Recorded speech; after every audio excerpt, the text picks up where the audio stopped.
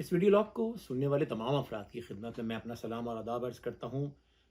بہت ساری چیزیں شیئر کرنی ہیں، لیکن ظاہر سی بات ہے کہ میں چاہوں گا کہ جتنی جلدی اس کو کنکلوڈ کر سکتا ہوں وہ کروں۔ پاکستان جس بحران سے گزر رہا ہے وہ سب کو پتہ ہے۔ اب آپ سب کے علم میں نہیں ہوگا، لیکن جو لوگ ہمیں فالو کرتے ہیں ان کے علم میں کہ وائس آف کراچی کے پلیٹ فارم سے ہم گزشتہ بہت عرصے سے تقریباً 2018 سے مسلسل کہہ رہے ہیں کہ جو پاکستان کا موجودہ انتظامی ڈھانچہ ہے، پاکستان کا جو انتخابی ڈھانچہ ہے، پاکستان کا آئین، یہ سب ناکام ہو چکے ہیں۔ تباہی آپ آج جو 2023 میں دیکھ رہے ہیں، ہم 2018 سے کہہ رہے تھے کہ دیکھیں تباہی سر پر ہے۔ اگر اس وقت ہماری بات مان لی جاتی تو شاید یہ حالات نہیں ہوتے۔ ہم نے کہا تھا پاکستان کو آپ نے صوبوں کے بجائے انتظامی ڈھانچہ دینا ہوگا ایسا جس میں جتنے تمام آپ کے ڈویژنز ہیں ان کو آپ انتظامی یونٹ ڈکلیئر کر دیں۔ اس سے آپ کی ایتھنیسٹی اور جو کرپٹ فورسز ہیں ان کی جو ہے وہ پوسٹ جو ہے وہ ٹوٹے گی۔ نمبر ایک، ہم نے کچھ عرصے پہلے کہا تھا کہ پاکستان کو جو واحد فارمولہ جو بچا سکتا ہے، بڑی ریسرچ کے بعد میں نے یہ بات کہی تھی کہ واحد جو پاکستان کے جو مخصوص معروضی حالات ہیں اس میں جو اپلیکیبل فارمولہ ہے وہ سنگاپور کا ماڈل ہے۔ جنہوں نے تاریخ نہیں پڑھی وہ ریسرچ کر لیں، سنگاپور کی ہسٹری کی کوئی زیادہ پرانی بات نہیں، تقریباً کوئی 40 کچھ سال پہلے، 60 سال کچھ پہلے، 60s میں انتہائی بدترین حالات کا شکار تھا سنگاپور۔ ایک فیلڈ جو ہے وہ علاقہ تھا، پر اسٹیٹ بھی نہیں تھا۔ پھر کس طرح انہوں نے اپنے آپ کو چینج کیا، اور ان لائک پاکستان ان کے پاس نہ قدرتی وسائل تھے، نہ سیاحت کے معاملات تھے، نہ ان کے پاس کوئی انفراسٹرکچر تھا۔ ہم نے کہا تھا کہ اب پاکستان کا مسئلہ کیا ہے کہ آپ نے یہاں پر جمہوریت کا وہ ماڈل لانے کی کوشش کی جو مغربی ممالک میں صدیوں کے ایوولوشن اور جو ہے وہ انقلاب کے بعد آیا۔ پاکستان بدقسمتی سے ان علاقوں میں بنا جہاں پہ قبائلی نظام تھا، وڈیروں، چودھریوں، سرداروں، وڈیروں کی اور خانوں کی حکمرانی تھی۔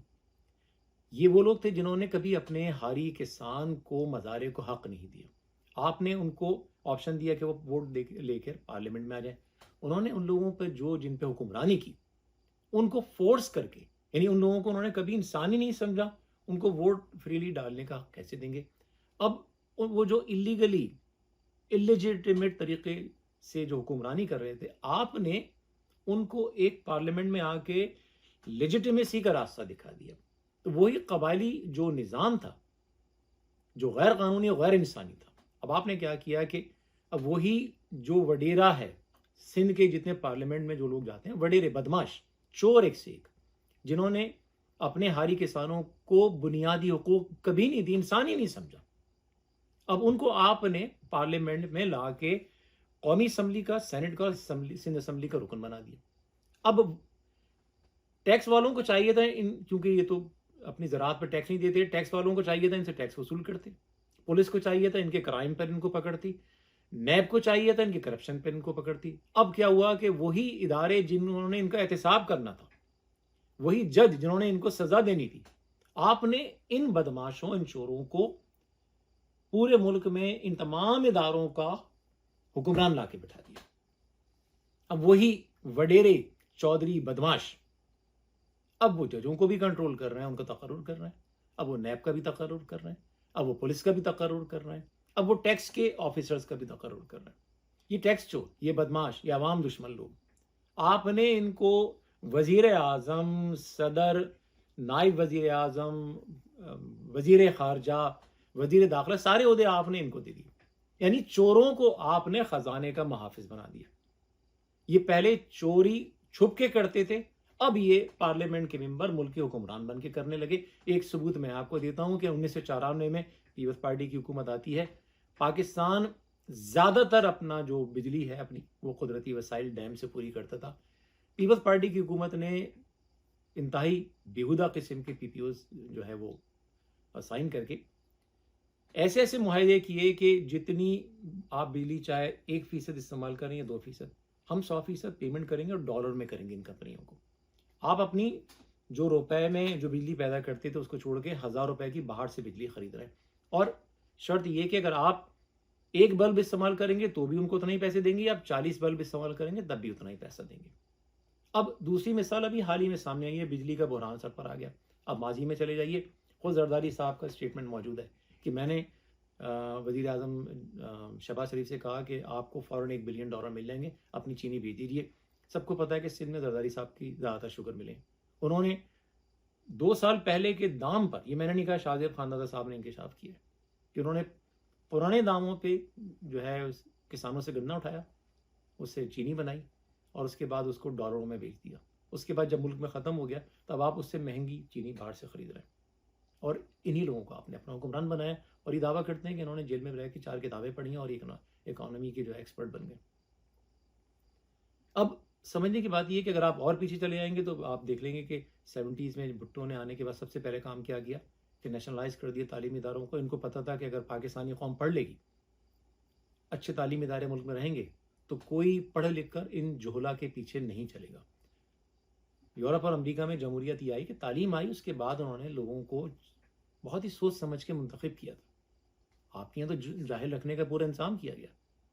پر پچھلے 15 سال میں آپ مجھے بتا دیجئے کہ کوئی ایک اچھا کام پیپلز پارٹی نے کیا ہو اور کسی جماعت نے کیا ہو. کوئی ڈھنگ کی یونیورسٹی نہیں بنا سکے، بلکہ اب تو کراچی میں یہ کامن ہے کہ طالب علم پوزیشنز جو ہے وہ پیسے دے کے خریدتے ہیں.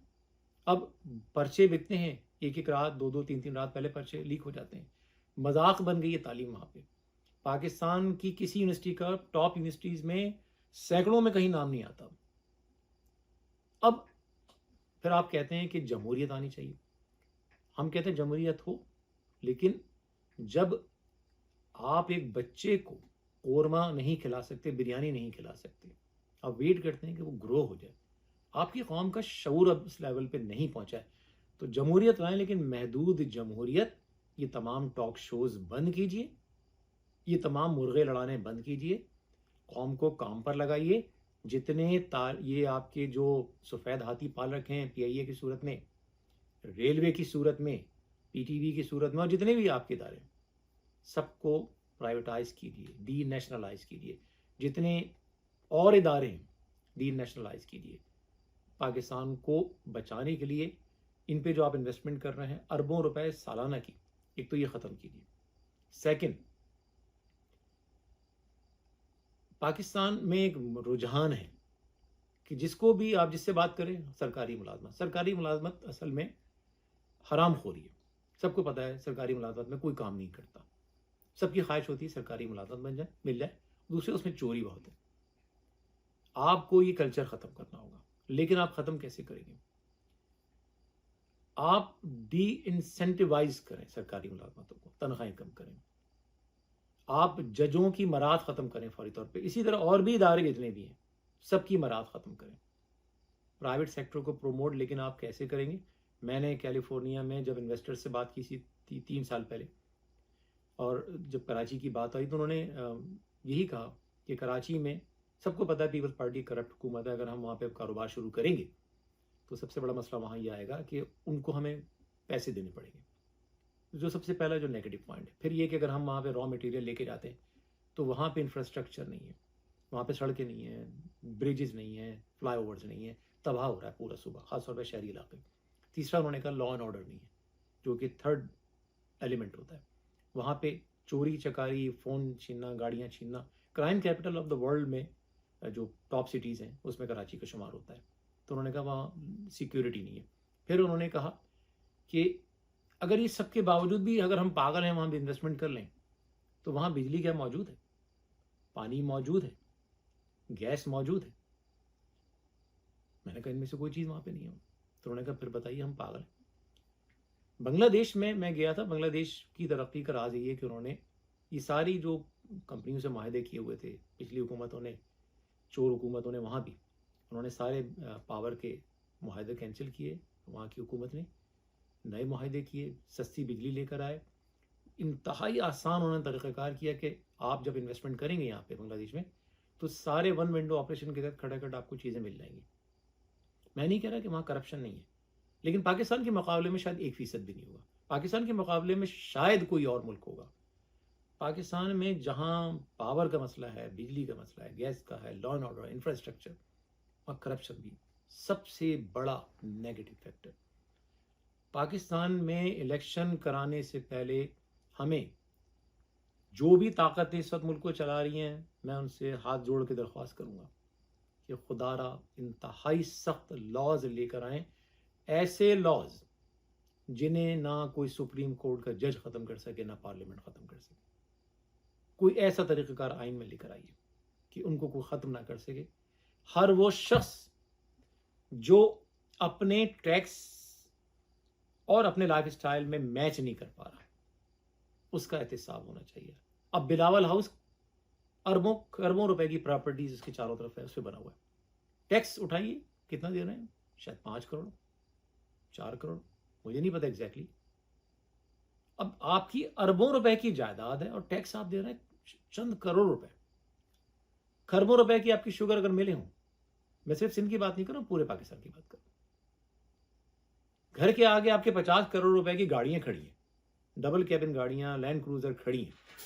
آپ کے گھروں کی ویلیو اربوں روپے میں ہے. آپ کی فیکٹریوں کی مالیت، آپ کی زرعی زمینوں سے جو پیسہ خربوں میں اربوں میں آ رہا ہے، آپ کے اوپر پورے زرعی زمینوں پہ گاؤں بسے ہوئے ہیں. ٹیکس سے آپ چند لاکھ روپے دے رہے ہیں.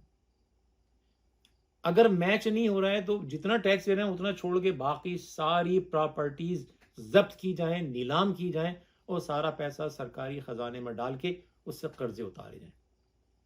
آپ نے چور جو ہیں ٹیکس نہیں دیتے ان کو پکڑنا ہوگا، جو زرعی زمینوں پہ جو بدماشی کر رہے ہیں، جو شوگر ملوں کے نام پہ بدماشی کر رہے ہیں، جو ہاریوں سے بدماشی کر رہے ہیں، آپ نے پروموٹ کرنا ہوگا اپنی یہاں انڈسٹریز کو، کارپوریٹ سیکٹر کو.